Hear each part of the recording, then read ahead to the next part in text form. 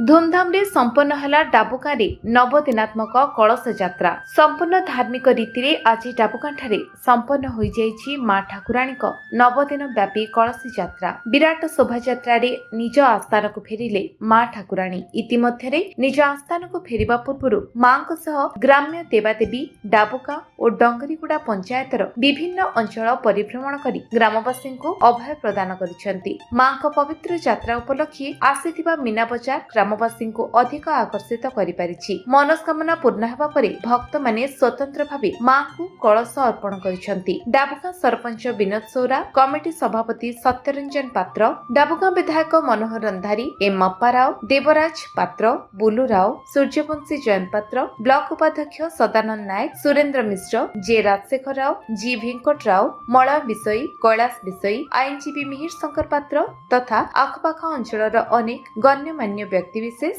एवं हजार हजार श्रद्धालु मांक कलश लाठी कुर्ची सह मां ठाकुराणी मंदिर पर्यंत एक विशाल शोभायात्रा रे जाइथिले। नवरंगपुर गगनगतायतक रिपोर्ट विश्व विजय न्यूज ओडिशा।